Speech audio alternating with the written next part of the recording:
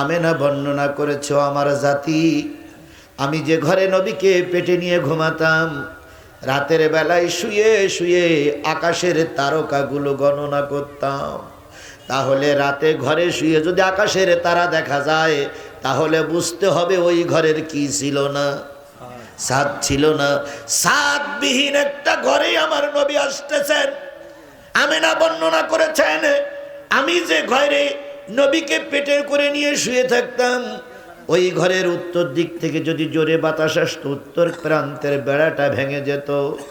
দক্ষিণ প্রান্তের থেকে বাতাস আসলে দক্ষিণ প্রান্তের বেড়া ভেঙে যেত। তাহলে যেই ঘরের বেড়া বাতাসে ভেঙে যায়, এমন একটা জীর্ণ শীর্ণ ঘরে আসলেন বিশ্ব সেরা মানুষটি। বাসে দুনোটার মানুষ এই জিব্বাটারে কি জিব্বা বলে? এই আলা জিব্বা আছে, তাই আমরা কথা বলি। বলুন আলহামদুলিল্লাহ। এই আলা জিব্বাটা কতটুক? ছোট একটু।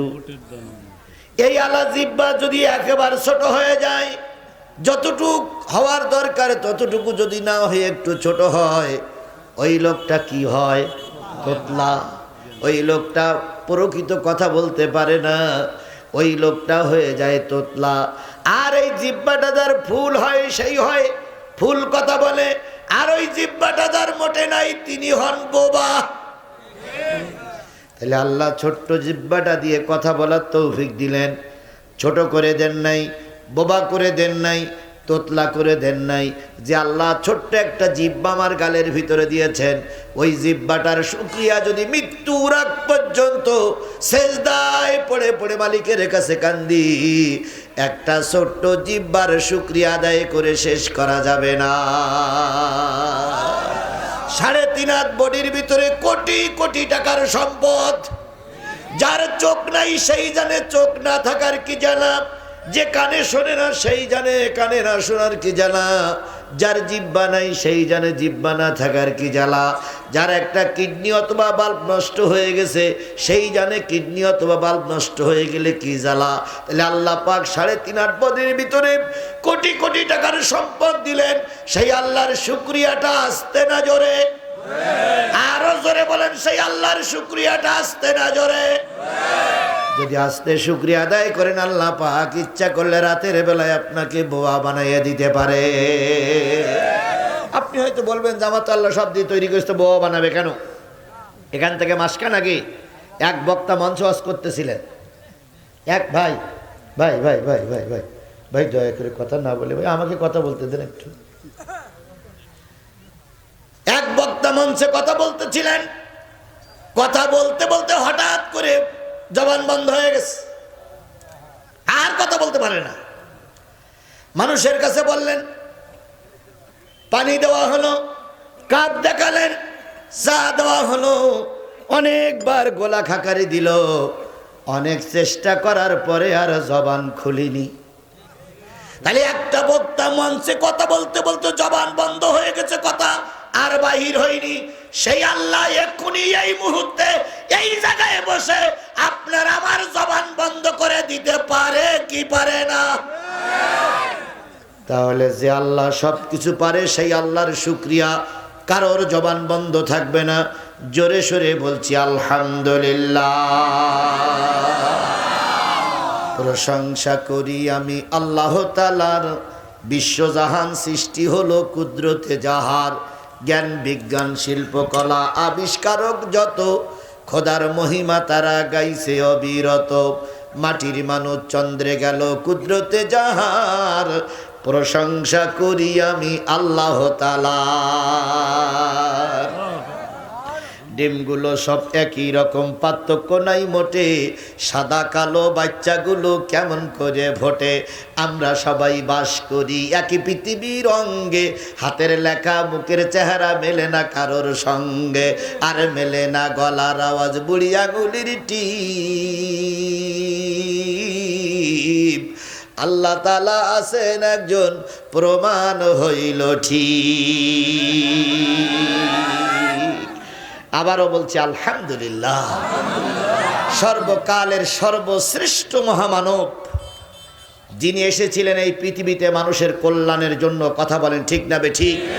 সারাটা জীবন আল্লাহর নবী উম্মতের জন্যই কেঁদেছেন। কথা কি ঠিক বললাম না বেঠিক বললাম? আল্লাহ নিজেই বলতেছেন ওয়া ইন্নাকা লাআলা খুলুকিন আযীম, আমি আপনাকে উত্তম চরিত্রের অধিকারী বানিয়েই পাঠিয়েছি। আলহামদুলিল্লাহ। কেমন তিনি মহৎ মানুষ ছিলেন।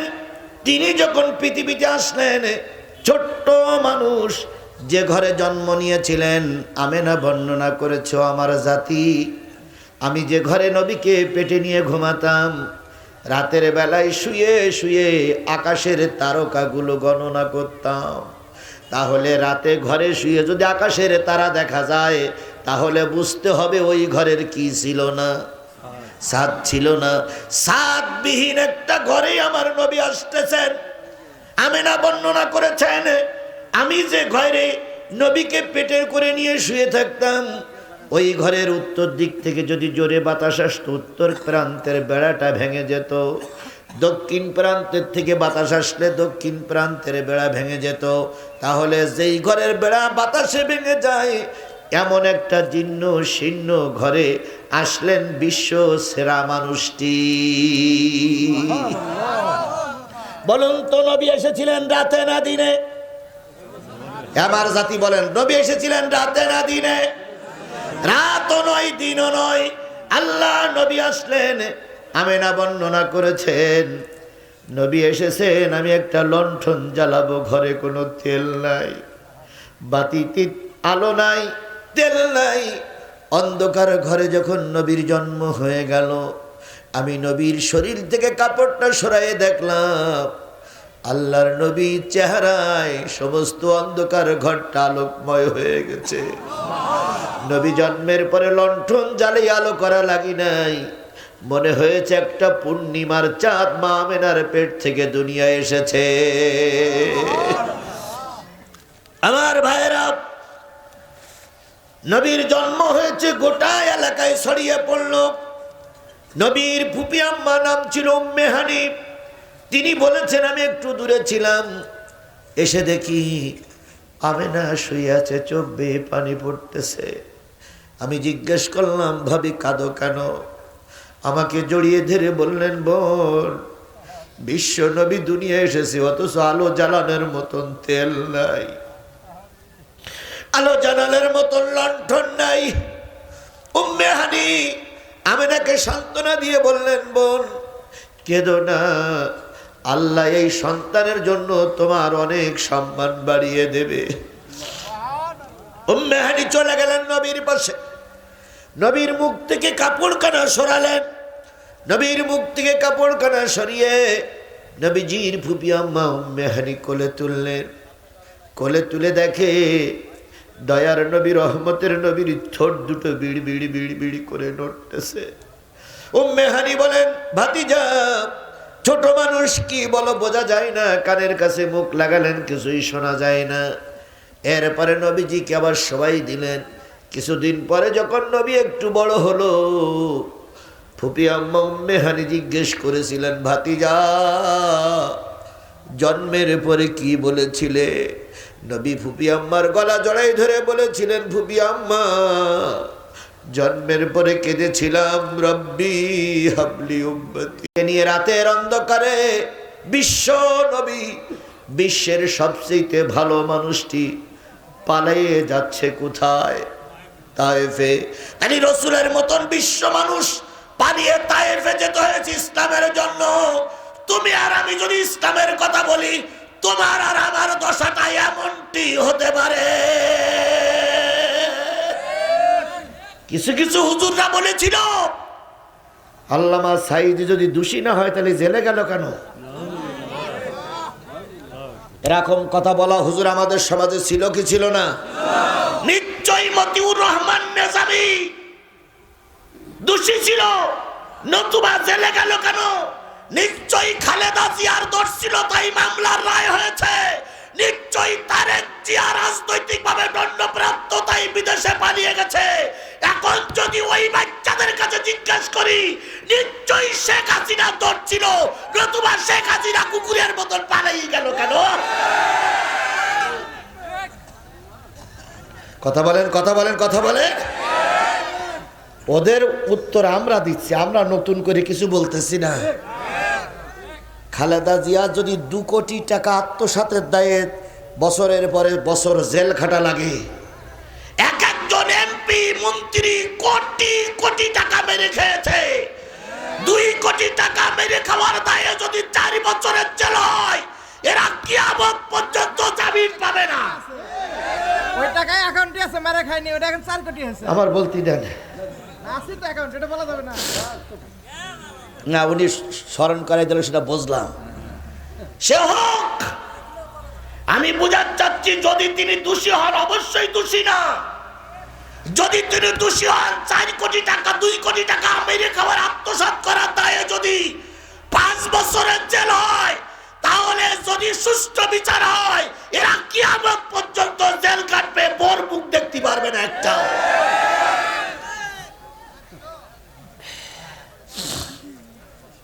চেয়ারম্যানের দরবারে বিচার হচ্ছে, তো 3 চোর ধরা পড়িছে। কয় চোর? তা 3 চোর চেয়ারম্যানের আপন লোক, একজন খালাইতে ভাই, একজন মামাইতে ভাই, একজন ভুবাইতে ভাই।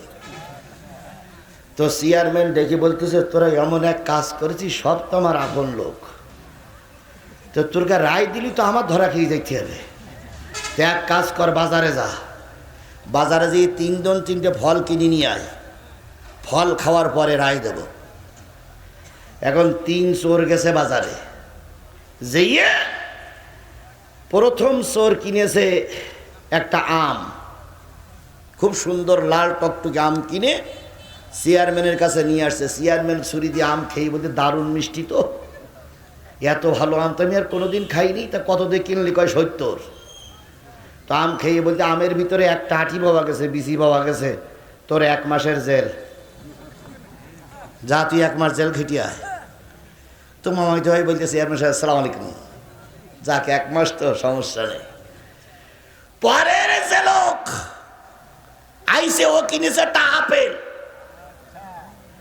তো আপেল খেয়ে চেয়ারম্যান খুব খুশি, বলতেছে এত তো 4টে বিচি, তো যা তোর 4 মাসের জেল দিলাম। তো এই 2 জন আপেলওয়ালা আর আমওয়ালা পিছনে বসে চেয়ারে বসে বসে কাঁদতেছে। তো চেয়ারম্যান বলতে, বসে কাঁদতেছিস কেন? বিচার পছন্দ হয়নি? কয় হয়েছে স্যার, কিন্তু শেষে যে আসতেছে ওই লোকের জন্যই কাঁদতেছি। তো বলতেছ কেন, কি? তো বলতে, ও লোক কিনেছে তরমুজ। কি কিনেছে? তো বলতে, তরমুজ কিনেছে, তুই কাঁদতেছিস কেন? তো বলতে, আম খাইছেন, আমের 1 বিচি 1 মাসের জেল। আপেল খাইছেন, আপেলের বিচি গুনিছেন 4টে, 4 মাসের জেল। তাহলে বিচি গুনে যদি রায় হয়, তাহলে ও কিনেছে তরমুজ, তাহলে ওর কি হবে? ও কত বছর জেল খাটবে? জামাত আর বিএনপির বিচার হয়েছে। জামাত বিএনপি 1 মাস 4 মাস জেল খেটে বেরিয়ে এসেছে। বাংলাদেশ আওয়ামী লীগের প্রত্যেকের ঘাড়ে আছে একটা করে তরমুজ। এই তরমুজের বিচি গুনে গুনে রায় হবে, এবং বাংলার জনগণ ওই রাষ্ট্র চক্র দেখবে, কাউকে ছেড়ে দেওয়া হবে না, হবে না, হবে না।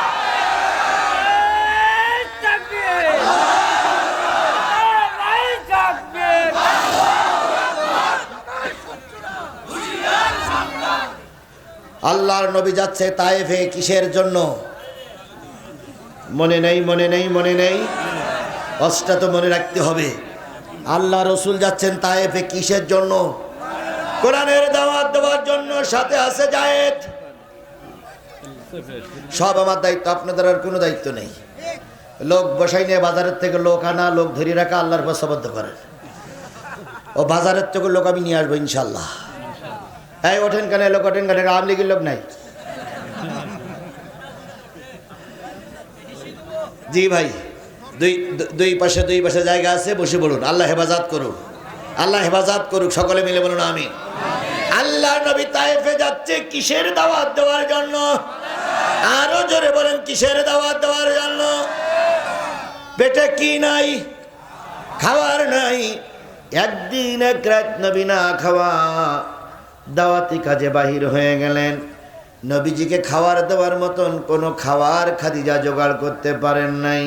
আল্লাহর নবী চলে গেলেন। 3 দিন পর তায়েফের সরকারের সামনে দাঁড়ায় বললেন, ও তায়েফের সরকার, আমি মক্কা থেকে এসেছি দিনে দাওয়াত নিয়ে, তাবলীগ নিয়ে। তায়েফের সরকার নাম পরিচয় জিজ্ঞেস করার পরে বললেন, ও মৌলভী সাহেব, আল্লাহ বুঝি আর নবী বানানো লোক খুঁজে পাইনি। তোমার মতন একজন অশিক্ষিত মানুষকে আল্লাহ নবী বানালো। আল্লাহ নবী শুনলেন, চোখের পানি ফেলালেন, মালিকের কাছে আরজি পেশ করলেন। প্রতিবাদ করলেন না, কারণ প্রতিবাদ করতে গেলে পিছনে লোক থাকা লাগে। কথা বলেন ঠিক না বেঠিক? অনেক সময় আমরাও দেখেছি অনেক মাহফিল থেকে বক্তার মাইক কেড়ে নিয়েছে, বক্তা ফেলপাল করে তাকাই থেকেছে, প্রতিবাদ করতে পারেনি, কারণ সেই সময়ের কমিটির লোকেরাও ছিল বিপদে। হয়েছে না হয়নি? বক্তার মুখের থেকে মাইক কেড়ে নেওয়া নেতা ছিল না ছিল না? বক্তাকে স্টেজ থেকে অপমান করে নামাই দেওয়া নেতা ছিল না ছিল না? আমার বিগত 15টা বছরের ইতিহাস খুঁজে দেখুন, আমার মঞ্চে গুলি হয়েছে, সে ওয়াজও ইউটিউবে আছে।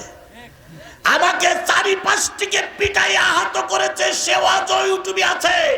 এমন কোন সময় ছিল না যে সময় জীবনটা হাতে নিয়ে মঞ্চ ওঠা লাগেনি। বিগত 15টা বছর আমাদের এইভাবেই চলেছে। কথা বলেন ঠিক না বেঠিক? আল্লাহ নবী প্রতিবাদ করলেন না, কারণ প্রতিবাদ করলে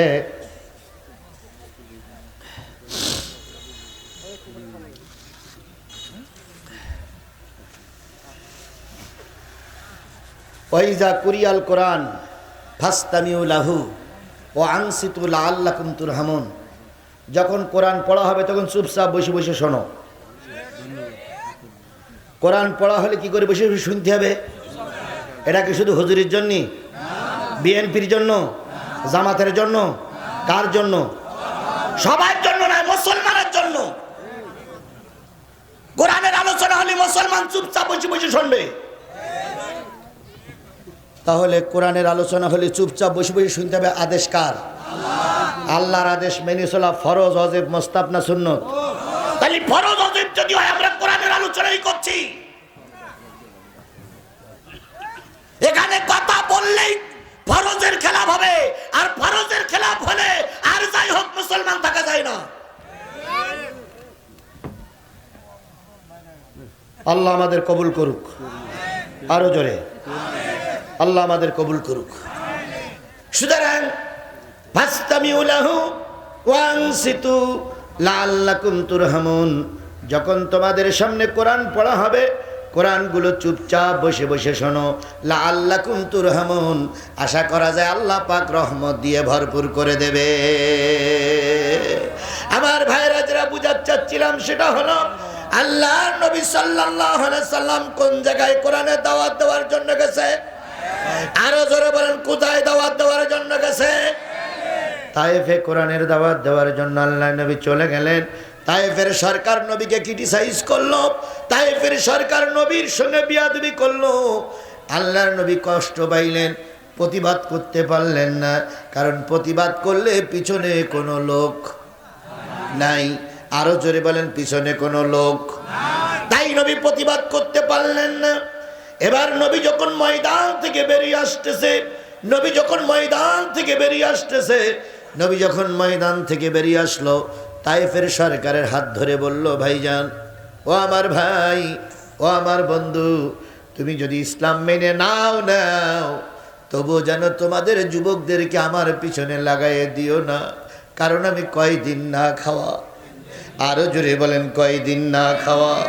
3 দিন না খাওয়া মানুষ আমি, আমার পিছনে লাগাইয়ে দিও না।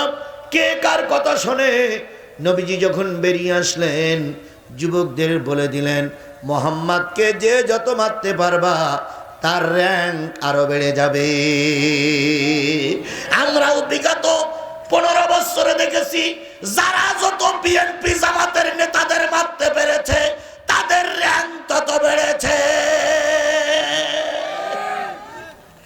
কথা কি ঠিক বললাম না বেঠিক বললাম? যে পুলিশ শিবিরি ছেলে বিয়ে ছাত্র দল যুব দলের ছেলেদের গুলি করে মারতে পেরেছে সে ছিল দারোগা, হয়ে গেছে কি ওসি। যে ব্যক্তি জামাত বিএনপির নেতাদের ফাঁসির কাস্টে ঝুলাতে পেরেছে সে ছিল ওসি, হয়ে গেছে এসপি। এরকম র্যাঙ্ক বেড়েছে হুজুর মারার দ্বারা, বিরোধী দল মারার কারণে। আজকে ওই কথাটা শুধু আমাদের জন্য নয়, এটা তায়েফের ময়দান থেকে চালু হয়েছে। হুজুর ধরো হুজুর মারো হুজুর ভরো জেলে, হুজুর ধরো হুজুর মারো হুজুর ভরো জেলে, নিজের দলে তাকাই দেখো হুজুর তোমার ছেলে। জঙ্গি ধরো জঙ্গি মারো জঙ্গি ভরো জেলে, নিজের দলে তাকাই দেখো জঙ্গি তোমার ছেলে। আমার প্রিয় ভাইয়েরা, আল্লাহর নবী সাল্লাল্লাহু আলাইহি সাল্লাম বেরিয়ে আসলেন, তায়েফের যুবকেরা পিছনে লেগে গেল তাকে মারার জন্য। এক পর্যায়ে বাইরে এসে মারতে শুরু করলো, মারতে মারতে আমার নবী ভূত হয়ে পড়ে গেলে। কয়দিন না খাওয়া, 3 দিন না খাওয়া মানুষটা ভূত হয়ে পড়ে গেছে।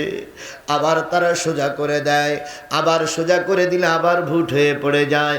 এভাবে করে মার খাইতে খাইতে আল্লাহর নবী 3 জায়গায় মার খাইলেন। সর্বশেষে নবী আর উঠতে পারেন নাই।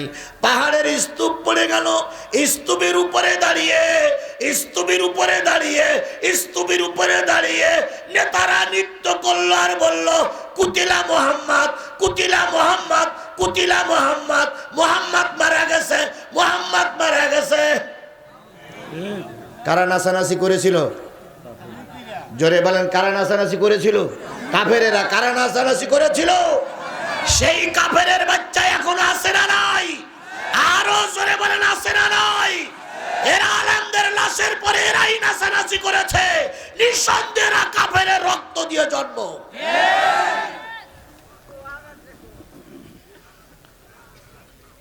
আমার ভাইয়েরা, এক পর্যায়ে নবীরে দেখা যায় না। জায়েদ একটু দূরে ছিলেন, ছুটে আসলেন, নবীকে সোজা করে বসাই দিলেন। নবী তখন বেহুশ, রক্তগুলো মুছলেন। মোছার পরে নবীজি জায়েদের কাঁধের পরে মাথা রেখে বলতেছে, জায়েদ, একটা ওয়াক্তের নামাজ মনে হয় কাজা হয়ে যাচ্ছে, একটা ওয়াক্তের নামাজ মনে হয় কাজা হয়ে যাচ্ছে।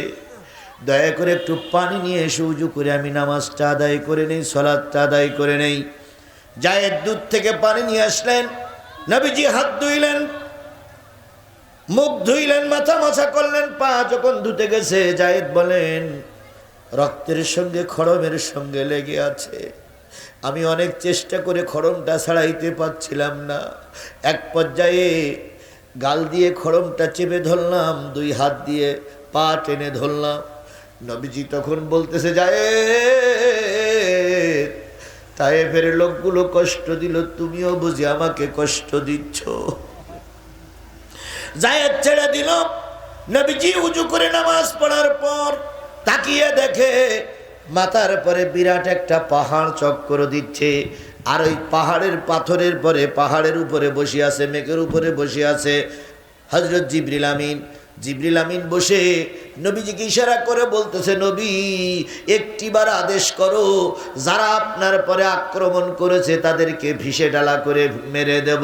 নবীজি বললেন, জিবরিল, আল্লাহরে বলো আল্লাহ যেন ওদের ক্ষমা করে দেয়।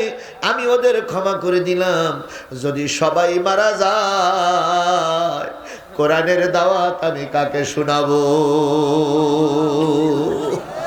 তাহলে আল্লাহর নবী ওই তায়েফের ময়দানে চিন্তা করেছিলেন, কেঁদেছিলেন কাদের জন্য? এই কথা বলেন, কাদের জন্য? সেই উন্মুক্ত আমরা, কথা বলেন ঠিক না বেঠিক? সেই নবীর কোরআনের আলোচনা হচ্ছে। নবীর নাম শোনার পরে যদি কেউ দুরুদ না পড়ে, নিশ্চয়ই সে বড় কৃপণ। এই জন্য রসুলের নামে দুরুদ আর সালাম দিয়ে শুরু করছি, সাল্লাল্লাহু আলাইহি ওয়াসাল্লাম।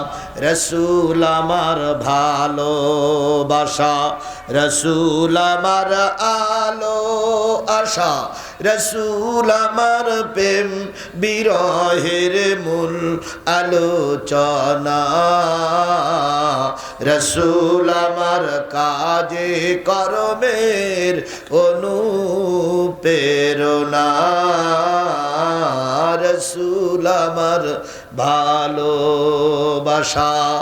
নেতার মতো নেতা আমি পাই না যখন খুঁজে, কান্দি এবং কান্দি শুধু এই দুটি চোখ বুজে, তখন তোমার বদর উহুদ যোগায় মন্ত্রণা,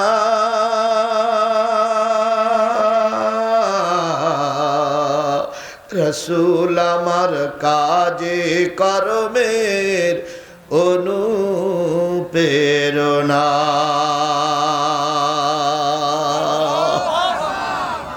সেই রসুলের নামে আবারও দুরূদ আর সালাম সাল্লাল্লাহু আলাইহি ওয়াসাল্লাম। বন্ধুগণ, 3 দিন ব্যাপী কিসের আলোচনা হচ্ছে? আরো জোরে বলেন। একটা মানুষের পেটে একটু ক্ষুধার টান থাকে, পেটে একটা জায়গা থাকে, 1 বিঘে পেট। 1 বিঘে পেটে যদি ডাউল দিয়ে খান, মাছ দিয়ে খান, সবজি দিয়ে খান, পরে যদি গরুর গোশত যদি 1 কেজিও দেওয়া হয়, স্বাদ লাগবে। ওর ভিতর তো জায়গা নাই, জায়গা থাকলে না ওর ভিতর ঢুকবে, ওর ভিতর তো জায়গা নাই। হ্যাঁ, স্বাদও নাই, জায়গায় নেই, ঠিক। 3 দিন সবজি যা খাইছেন খাইছেন, এখন যদি ভালো জিনিসও দেওয়া হয় সব ভিতরে ঢুকবে না, কারণ জায়গা নাই। আছে আছে আছে। কালকে কয়টা পর্যন্ত শুনেছেন? 12টা। তার আগের দিন 12টা। আচ্ছা, আজকে সারাদিনের ভিতরে 6 ঘন্টা ঘুমানোর দরকার ছিল। কারা কারা ঘুমাইছেন? ঘুমাননি। তাহলে কালকের ঘুম কাজা, তার আগের দিন ঘুম কাজা, আজকেও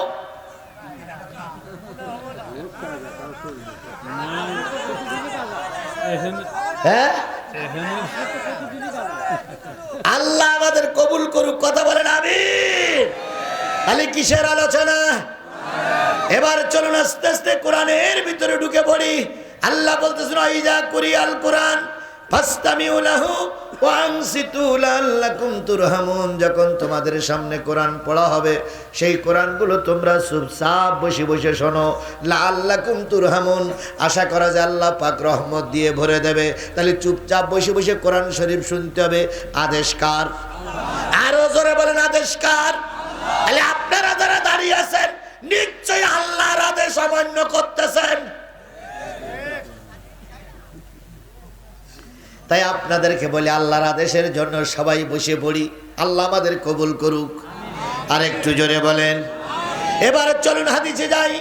আল্লাহ নবী বলেন, মাস্তামা কওমান ফি বাইতিন মিন বুয়ুতিল্লাহ ইয়াতলুনা কিতাবাল্লাহ ওয়া ইয়াতাদারাসুনাহু ইল্লা নাযালাত আলাইহিমুস সাকিনাহ ওয়া গাশিয়াতুহুমুর রাহমা ওয়া হাফাতুহুমুল মালায়েকা ওয়া যাকারাল্লাহু ফীমান ইনদাহু। বাজারের লোকগুলো, দয়া করে বাজারের লোকগুলো এই হাদিসটা শোনেন, আপনাদের আশা লাগবে না, শুধু শুনুন। আল্লাহ নবী বলেছেন, যখন মসজিদে অথবা মসজিদের বাইরে কোরআন এবং হাদিসের আলোচনা করা হয়, বক্তা যেই হোক, সে যখন ওই কোরআন হাদিস থেকে আলোচনা করে, ওই আলোচনাগুলো নারী আর পুরুষ যদি চুপচাপ বসে বসে শোনে, তাদের মাথার উপর দিয়ে আল্লাহ পাক জান্নাতের বাতাস প্রবাহিত করে দেয়। আরেকটু জোরে বলা যাবে না সুবহানাল্লাহ? তাহলে কোরআন হাদিসের মাহফিলে বসে থাকলে মাথার উপর দিয়ে কিসের বাতাস? রহমতের বাতাস, জান্নাতের বাতাস।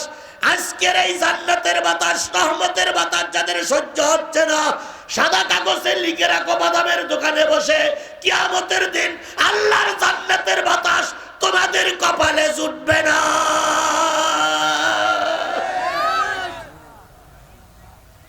এই দুনিয়ার রহমত যাদের ভালো লাগে না, পরকালের রহমত তারা। আমরা মোনাজাতে কি বলি? রব্বানা আতিনা ফিদ দুনিয়া। আল্লাহ দুনিয়ায় ভালো করো, তারপর আখেরাত ভালো করো। যাদের দুনিয়ায় ভালো, তাদের আখেরাত কি? ভালো, আর যাদের দুনিয়া খারাপ তাদের আখিরাত খারাপ। আজকের এই মাহফিলে যাদের ভালো লাগবে না, বুঝতে হবে ওর দেলটা জাহান্নামের দেল। সুতরাং সব মানুষকে, দাঁড়ানো মানুষকে, সবাইকে বলি ফিরে আসুন। হুজুর আমার বড় ভাই বলেছেন যে 3-2.5 ঘন্টা 3 ঘন্টা ওয়াজ করবে। আমি তো একটা মানুষ, 2.5 ঘন্টা 3 ঘন্টা যদি ওয়াজ করতে হয়, আর এক জায়গায় দইবুর ভাই আমার ডেকে নিয়ে 1 ঘন্টা 1.5 ঘন্টা ওয়াজ করেছে, তাহলে ওখানে 1.5 ঘন্টা আর এখানে 2.5 ঘন্টা, তাহলে কয় ঘন্টা? তাহলে 4 ঘন্টায় একটা মানুষ যদি এমনি বলে তাই ইন্না লিল্লাহি ওয়া ইন্না ইলাইহি রাজিউন। আচ্ছা বলুন, আজকে আমি আপনাদের 2.5 ঘন্টা ওয়াজ করে গেলাম,